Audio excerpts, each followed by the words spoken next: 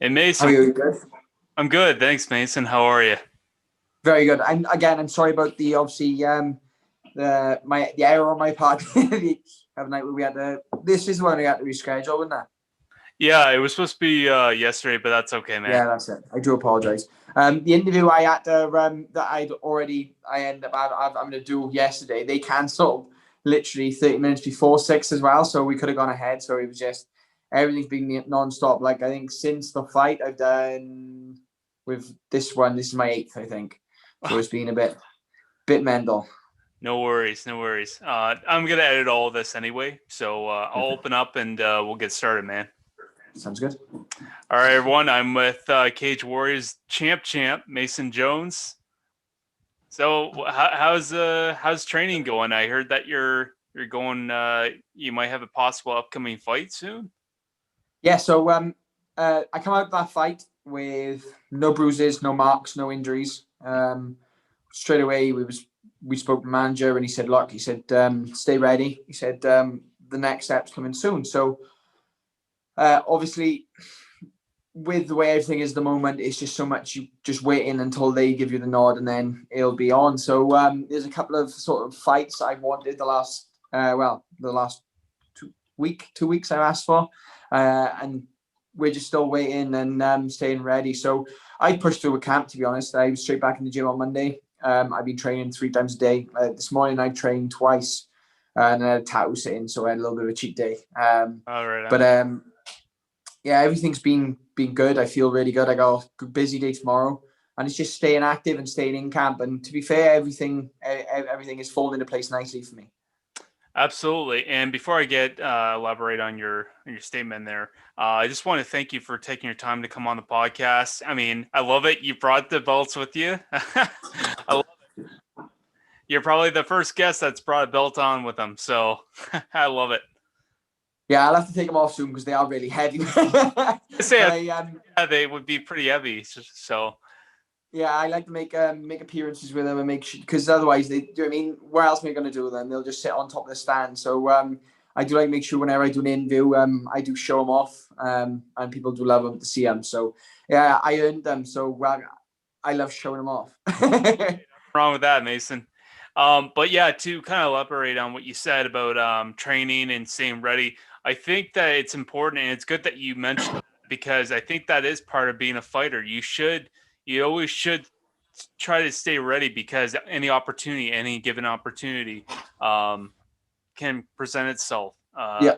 It's good that you do that for sure. No, I fully agree. And like the way it is the moment, if I got a call and said, "Look, you have to be ready in 6 days," like obviously it happened to Reese McGee. I'm ready to go. You always sort of got to stay ready. But when I'm waiting for that call, I'm waiting for that step up. Then there can't be any excuses. I need to make sure my weight's in the right place. I'm still holding weight well. Obviously, I didn't have to do a water cut with the Proctor fight. That was the main thing that sort of helps me feel fresh because that's probably the hardest part of fighting for me is getting your weight down to lightweight because like whenever I cut naturally I can diet down to obviously 77 by the time I do the water load and stuff, but after that I'm draining myself to draw it out, so that's sort of like the mentally fatiguing part. Yeah, yeah, I definitely would be. I do want to kind of touch upon weight cutting and you fighting at two different weight classes. But I do kind of just want to start from the beginning. So what got you into MMA in the first place? So when I was 7, so back in the day, I'm 25 now, I started kickboxing at a local kickboxing gym. They did sort of former traditional jiu-jitsu, which was like a self-defense sort of thing, and then they did sort of early onset MMA classes. The guys in that gym, Joseph Duffy, Jack Marshman, Jack Shaw, plus a couple more, they all went on to UFC. And again, we all started in the same sort of grassroots. That was the only thing around that was really doing anything at the time. Obviously, people splintered off, started their own gyms, and did their own spin on things, and it's ended up sort of such a diverse area for martial arts. Like around me, there's gyms and gyms, like legit gyms with legit guys coming through. So like Jack Shaw obviously fights in UFC. His gym is literally 15 minutes away from my house. So Okay. I train in a different gym. I train in Cardiff. I train in Newport. I train everywhere. So Hmm. like everyone's got their own sort of route and everyone's got their own setup. But yeah, going back to it. So MMA was sort of always one of my goals. It was what I wanted to do. I started judo when I was young. I'm going to have to double check. I'm sure I was 12. I was either 12 when I started, or I was 12 when I started with the Welsh team. So I can't remember exactly which one. But I started doing judo at a high level. The wrestling scene in the UK is very poor. It's better now, but when I was younger, it was very, very poor. So for me to get sort of into MMA, my dad encouraged me when we spoke about it. If you want to do it, then you need a wrestling sort of base sport. And judo was high level in the UK, so I started doing that. I did that high level. I was in the Welsh and the British team. I was GB number 1 at junior. Then I went GB number 2 and GB senior number 5. I was meant to compete in the Commonwealth Games. I was British national champion. I fought all over Europe. I travelled extensively to compete. GB and Welsh team used to take us away to compete. So I had that experience there. When I was 17, it was either I had an injury, so I couldn't go to the Commonwealth Games at judo. So it was either go back out and make an early start into MMA, or I can spend my time and sort of diverse myself. So I didn't feel ready. I still felt I was a bit too young. I hadn't fully developed into myself. I still didn't have my adult strength, so I didn't want to make that rush. So I started boxing a lot more. Me and my boxing coach, I wanted to get a couple of amateur fights. I had problems there because of the Olympic career I'd done with the judo. So I went the Olympic sport. So then I went into pro boxing, stepped straight in. I ended up having a bit of delay sorting everything out, and I ended up getting 3 pro boxing fights in with 6 cancelled pro fights. So I had a lot of cancellations in 2 years. I stayed active, but it was very hard to fight. And then when I was ready, I spoke to the local matchmaker who was sort of running the local version, the local sort of step down from Cage Warriors. It was a Cage Warriors Academy show. Obviously, Cage Warriors is massive in the UK and Europe. And he got me on my debut and said, look, I can promise you that no matter what happens, you'll fight.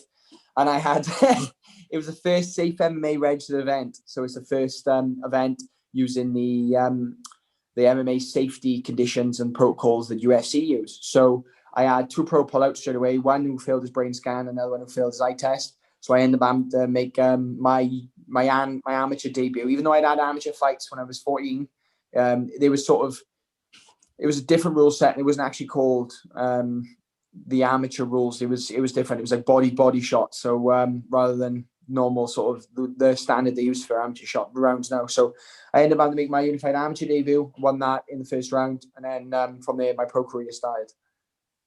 Well, that is quite the story you got going on there. Yeah, it's mental. Like in that time between sort of starting martial arts and now, I've been training 18 years. I've accumulated, like I said, judo medals and sort of titles. A black belt in judo, a BJJ black belt, multiple national championships in the IBJJF, BJJ, as well as no-gi titles, and again some IBJJF runs no-gi, just British. I never really competed extensively at Europe scene in BJJ. I was too busy with the judo and then going into boxing. Like I said, I had pro boxing. I've got extensive Thai background. I've been training Taekwondo with a private coach for twice a week for, God, 5 years, maybe, yeah, 5 years. I've just sort of done everything I can. I train in Team Alpha a lot. I've done training camps in Brazil. I've done training camps in Vegas, training camps in London, training camps in Ireland now, training camps in Boston with judo, training camps in Turkey with judo, training camps in everywhere at GB extensively with judo. So like I've traveled a lot. I've had different sort of styles of things. Like London and Vegas were both boxing camps. Team Alpha Male, I do MMA camps. I've done multiple trips out there and spent multiple time out there just to sort of improve my all-round game. And I've gone from strength to strength. My earlier fights, sort of watching it now, they're a bit embarrassing for me, to be fair, because like I can see where I'm not gelling together. There's certain things that aren't clicking so well, and I'm making silly mistakes that I've been able to tighten up and improve on all the way through my career, so that now I'm ready to take those training wheels off. I'm ready to show people exactly what I can do, and I can get into fights and I can be cleaner, and I can take people apart without taking so many shots back. Like even the Adam Proctor fight, like there was no worry there. Like I was walking through shots with no problem at all. I know he caught me with 2 good jabs, but apart from that, like I was absorbing shots well. I was making steroids out of the way. I was winning every striking exchange we enabled. So, like, I feel good. I feel dangerous, and just ready to get challenged.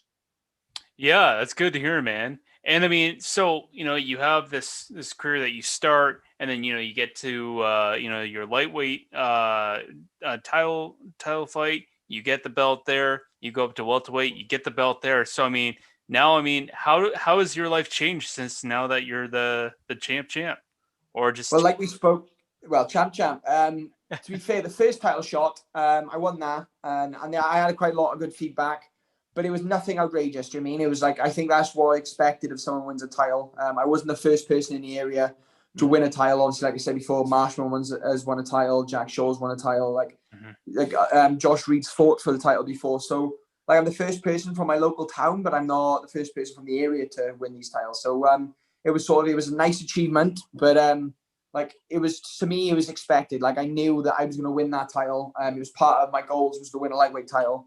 Then this situation come up where Reese McGee got signed to the UFC. He was meant to be fighting Adam Proctor for the welterweight title. I couldn't see who they were going to match me against because with COVID, they were struggling to find outside European sort of opposition for me. And then certain parts of Europe was locked down. So this Adam Proctor fight was there, and we made jokes about it before. And I literally, I did a bit of breakdown on him, and I turned around and was like, "Look, I want to fight him." And my coaches just laughed. So they were like, "Look, you do you. You to let us know who, and we'll make that call together. But speak to Graham first." So I rang Graham and asked straight away after I knew Reese got signed, and I said, "Look, I want that fight. I know Adam Proctor doesn't have an opponent.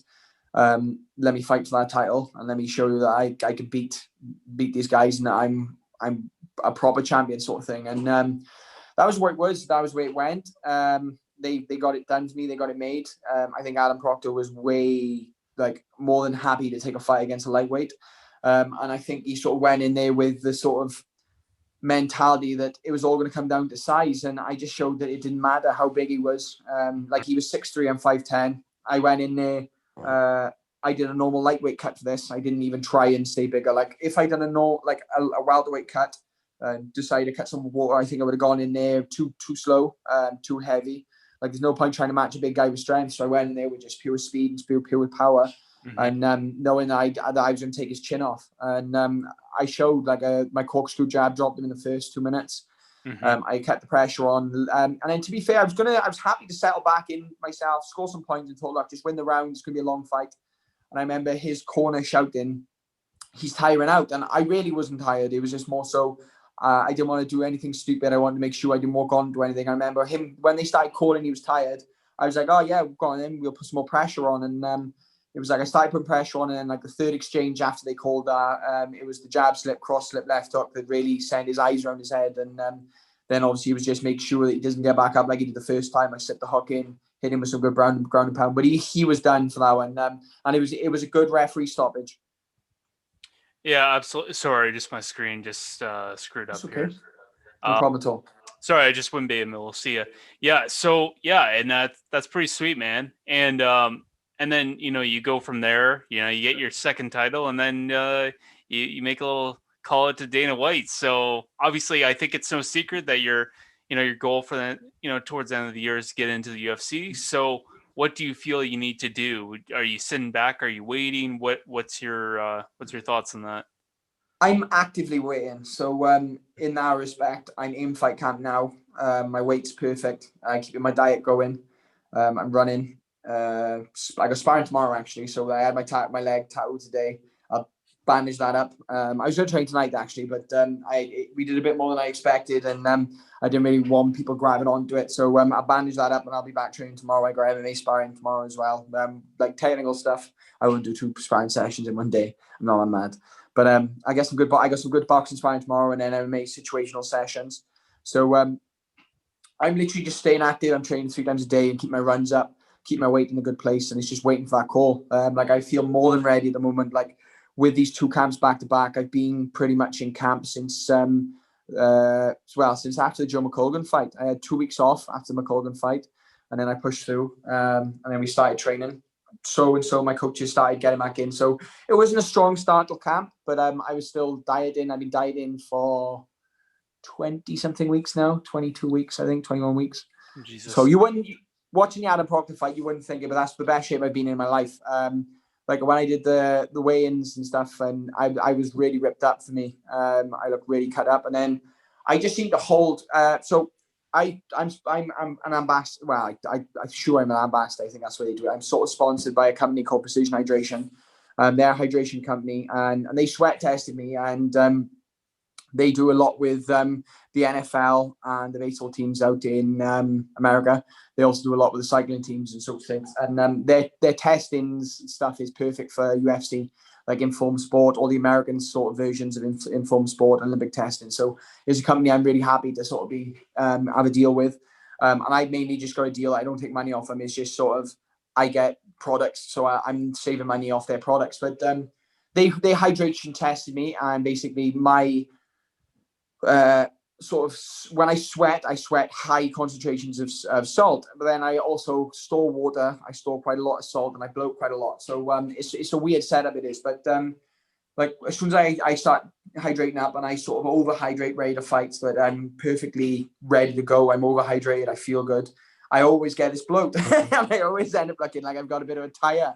But yeah, that was the best shape I've probably been in. Like I had the whole abs without tensing thing. I was really cut up. I felt good. I felt light. I felt fast, and I got the job done. Yeah, and that's good to hear, man. And it's interesting to hear how every fighter responds to weight cutting and cutting your water weight and stuff. Now, kind of moving forward, obviously there's been previous fighters who've been very successful. Obviously, you mentioned a couple transitioning from Cage Warriors, being a champ there, and transitioning at UFC. Obviously, I think we all know, a guy like Conor McGregor got to be a double champ in Cage Warriors and then transitioned into UFC, become very successful. Do you find it's now your time to take on that, kind of pass on that torch and take on that? Like I said, it's literally just a matter of time for me. I'd be ready in 6 days. For me, my Cage Warriors career is done. There's no more fights for me in Cage Warriors. There's nothing that excites me there.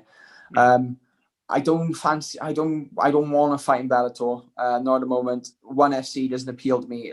I want to get those UFC gloves on, and I want to go in there, and I want to start tearing through their roster. Like that's what I want to do. I really want to test myself.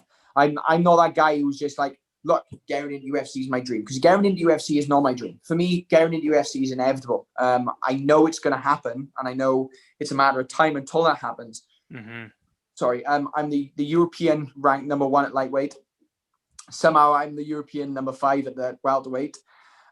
So like, if you're looking for European prospects, I don't think I don't think there's anyone that's able to overlook me. Like I'm definitely the next guy. Whenever they need someone from Europe, then they're going to be coming my way. I've proved that. Like the welterweight setup, I fought at lightweight, so I won a welterweight title as a lightweight, and I'm happy to stay at lightweight. Like there's no, I want to fight the welterweight. Like I'm going to fight a lightweight. If they need a welterweight replacement, then we can talk. But I'm always going to be a lightweight. Like I won that fight as a lightweight, and I'm happy to go in and sort of rip these lightweights apart. At the minute, I can look at welterweight in the future, but for now, I wanna sort of work my way towards a lightweight title. That's what I want to do. Like I'm comfortable making that cut.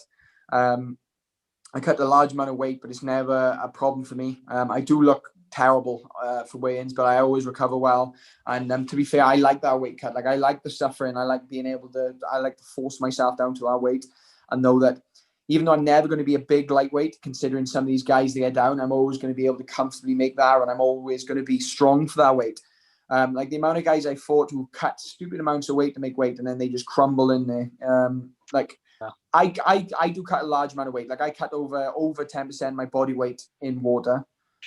So like I said, that cut from welterweight, the cut I made to get a welterweight is my normal lightweight cut, just without the hydration cut. So I think that explains. I mean, I wasn't far off. Obviously I had a little bit of hydration to hydrate up, but I normally cut about 6.5, 7 kilos to make weight. So Right. in water. Yeah. It's just scary how some people make certain weight cuts, and I think if you feel good, you feel like you can continue to do it for a long time. Perform, yeah.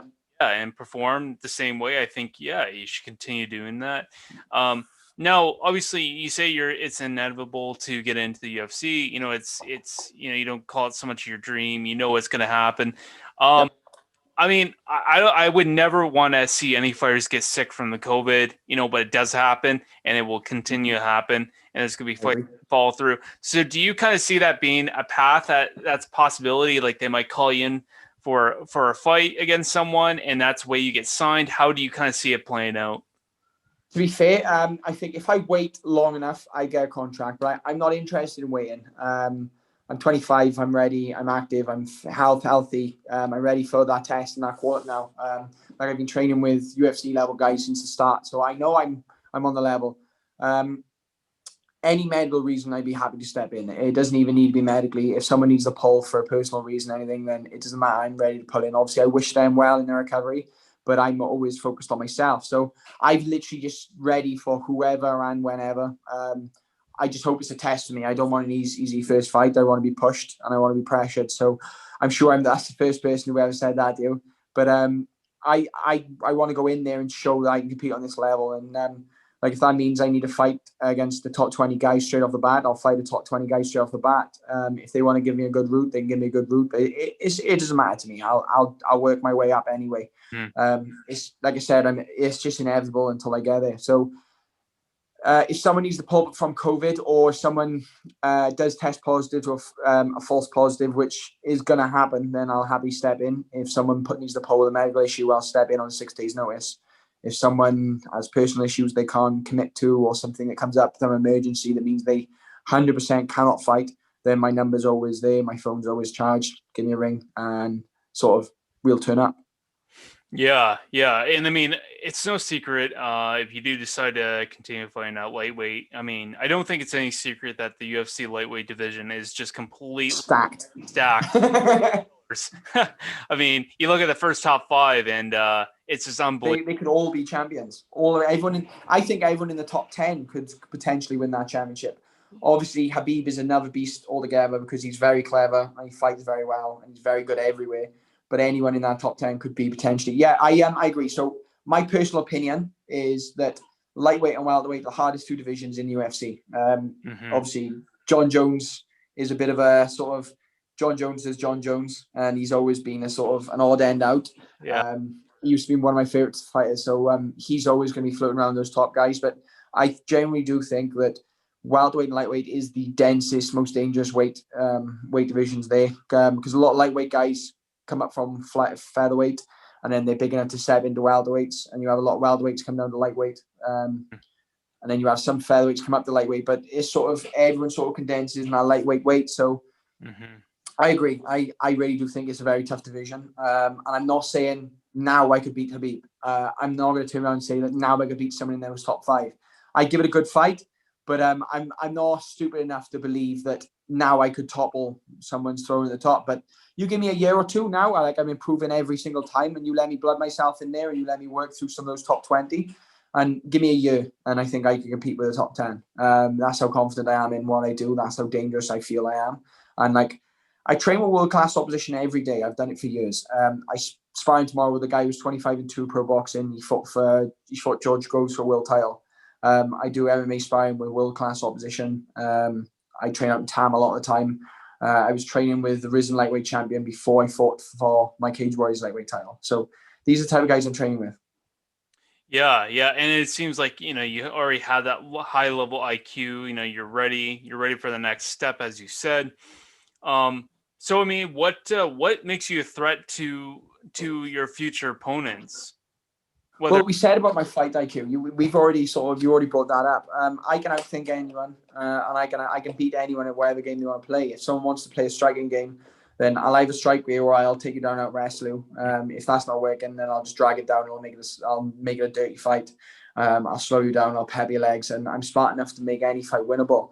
My jiu-jitsu, I'm a BJJ black belt. I've got good jiu-jitsu, which doesn't show in my fights a lot because I've never really. I've been improving every sort of fight, and I've been improving in every aspect as we go along. But Mm-hmm. Like, I haven't showed it enough. In some of my early fights, I showed my high-level jiu-jitsu, but in my later ones, I've been too busy working and sharpening my striking tools, because that's where the money is in UFC. It is a striking sport. So, like, coming from a judo and a BJJ background and kickboxing background, I want to make sure that I can knock people out comfortably, and I'm starting to get to that point. Still not quite where I know I can be, but I'm hitting people, and like I said, I'm putting big guys down. Again, you give me a year, I'll be hitting people, and they won't be going down, they'll be going to sleep. I'm dangerous everywhere. Like, I sub guys left, right, and center. I've got a good ground game. I've got a very good, dangerous submission game. And my wrestling is underrated, beyond underrated. Adam Proctor had this big sort of epiphany that he was going to take me down, and then when he took me down, I wouldn't be able to get back up because he was too big and too strong. And I think he caught me with a nice takedown when I was in one of the striking exchanges. Caught me cold, and I was back on my feet in 3 seconds, I think. Back on my feet, stripping the grips, turning around, I was counting through. Like, I train and compete with high-level wrestlers and Team Alpha Male. I'm not saying that I'm going to beat some Olympic level wrestler, but I've competed with Olympians, world champions, and all sorts in judo, and I know how to kill a fight, and I know how to kill people's styles. So I'll beat anyone any day of the week in whichever way I need to beat them. That's where I am. I am an all-round weapon, and I'm dangerous anyway. I'm not just a one-trick pony. I'll beat you any way you need to, and any way I need to beat you, I'll get it done.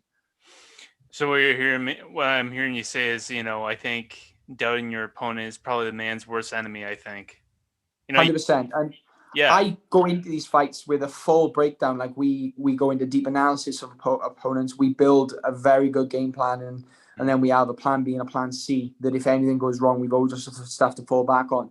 And in every one of my fights, there's never been a time where I've been caught out where my game plans haven't worked, even against the Casper Famela fight. So if you haven't seen that fight, he came out strong from the start, pressured very quick, very strong, caught me with some big shots. And I literally just stay composed. I change the levels. And then all of a sudden the pressure switches, and I put him away in 3.5 minutes. So that's how good I am, and that's how dangerous I am. Yeah, 100%. And I guess just one more for you. So what makes you like, or how should I say it? What would be your statement when you do get in the UFC? What's your statement for all those guys waiting for you? Well, that's the thing. Is just like, everyone should be on notice, because if you're in my way, it's going to be a bad night for you. So I'm happy to come for everyone. I'm happy to fight everyone. Like, that is my goal. I don't want to just fight bums all the way through. I want to be fighting those big names, and I want to be out there, and I want to be tearing these lightweights apart. So if you're ranked, if you're well known, if you've got a good record, then you know that eventually you're going to have to fight me, and that's going to be a bad night for you. So prepare.